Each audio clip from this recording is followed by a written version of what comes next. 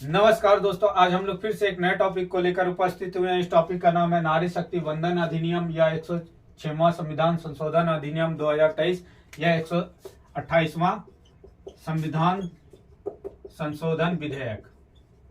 जब विधेयक लोकसभा राज्यसभा के द्वारा पारित हो जाता और माननीय राष्ट्रपति के द्वारा इसे सिग्नेचर कर दिया जाता है तो यह अधिनियम का रूप ले लेता है। चलिए इसके संदर्भ में महत्वपूर्ण बिंदुओं की चर्चा करें जो पीटी और मुख्य परीक्षा के दृष्टिकोण से काफी महत्वपूर्ण है।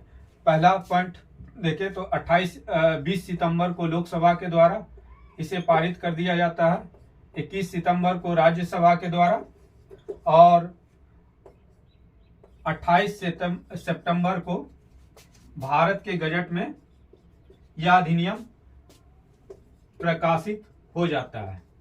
इसके बाद इस अधिनियम की मुख्य बिंदु को देखें तो सबसे पहले इस अधिनियम के माध्यम से जो है 1/3 सीट जो है महिलाओं के लिए रिजर्व किया गया। उसके बाद यह प्रत्यक्ष निर्वाचन चुनाव पे ही लागू होता है। प्रत्यक्ष निर्वाचन चुनाव यानी यह अधिनियम लोकसभा और राज्य विधान सभा के निर्वाचन में ही यह आरक्षण व्यवस्था लागू होगा। तीसरा जो महत्वपूर्ण बिंदु है, यह अधिनियम जो है कोटा के अंतर्गत कोटा का प्रावधान किया गया करता है। कोटा के अंतर्गत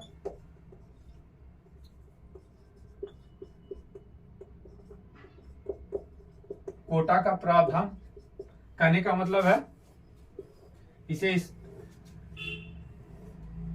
वर्टिकल, इसको बोलते हैं ऊर्ध्वाधर, इसको बोलते हैं क्षैतिज। इस माध्यम से समझते हैं। यहां लोकसभा लिखिए, ये राज्य विधानसभा है।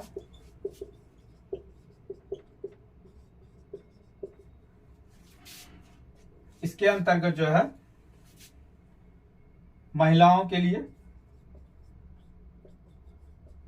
लोकसभा में 1/3 सीट, राज्यसभा में 1/3 सीट, एससी और एसटी महिलाओं के लिए इसके अंतर्गत लोकसभा, मान लीजिए लोकसभा में महिलाओं के लिए 181 सीट रिजर्व है तो इसका 1/3 यानी 62 या 63 सीट जो है लोकसभा में महिलाओं के लिए रिजर्व होगा, वो भी एससी और एसटी महिलाओं के लिए।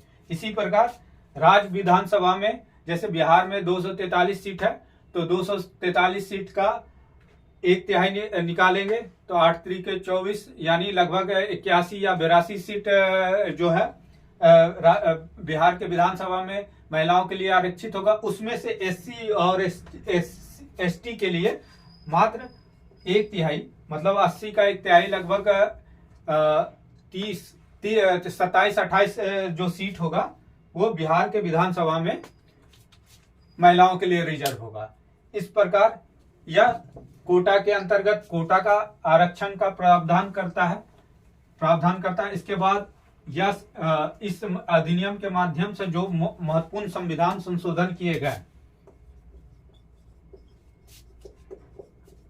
संविधान संशोधन, उसके संदर्भ में हम लोग चर्चा करते हैं। सबसे पहले आर्टिकल 330A जोड़ा गया। इसके माध्यम से लोकसभा में 1/3 सीट जो है महिलाओं के लिए रिजर्व किया गया। उसके बाद आर्टिकल 330(2) के तहत जो है एससी और एसटी महिलाओं के लिए लोकसभा में 1/3 सीट का रिजर्व किया गया। इसी प्रकार देखें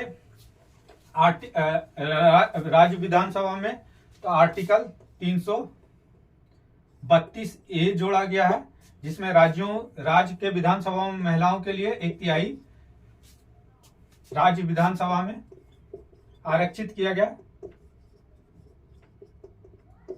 इसके बाद आर्टिकल 332(3) के तहत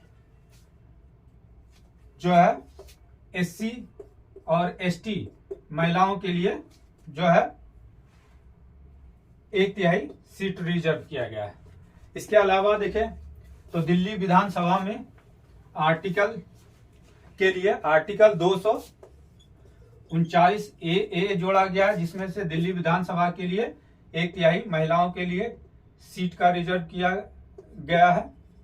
उसके बाद देखें तो 1/3 सीट जो है केवल SC महिलाओं के लिए दिल्ली में आरक्षित किया गया, क्योंकि यहाँ के विधानसभा में ST महिलाओं के आरक्षण का प्रतिनिधि का आरक्षित नहीं है, इसलिए। इसके बाद इस अधिनियम की महत्वपूर्ण बिंदु है यह है कि इसके माध्यम से जम्मू कश्मीर और पुदुचेरी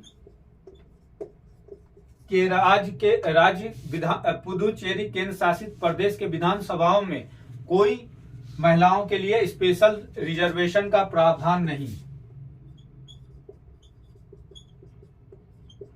ये पीटी के पॉइंट ऑफ व्यू से बहुत महत्वपूर्ण बिंदु है। कोई प्रावधान नहीं जम्मू कश्मीर और पुदुचेरी के केंद्र शासित प्रदेश के विधानसभाओं में। इसके अलावा जो एक महत्वपूर्ण बिंदु है, यह 15 वर्षों के लिए लागू होगा। और ये कब से लागू किया जाएगा, इसके लिए कोई निश्चित तिथि निर्धारित नहीं की गई है।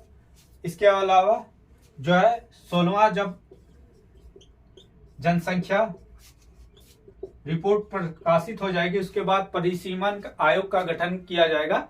इसके बाद किस किस विधानसभा या लोकसभा के चुनाव में कहां आरक्षित महिलाओं के लिए आरक्षित सीटें की व्यवस्था की जाएगी, इसका निश्चय 16वीं जनसंख्या रिपोर्ट के प्रकाशित होने के बाद ही परिसीमन आयोग के द्वारा किया जाएगा। इस प्रकार यह टॉपिक जो है पीटी और मुख्य परीक्षा के दृष्टिकोण से काफी महत्वपूर्ण है। धन्यवाद।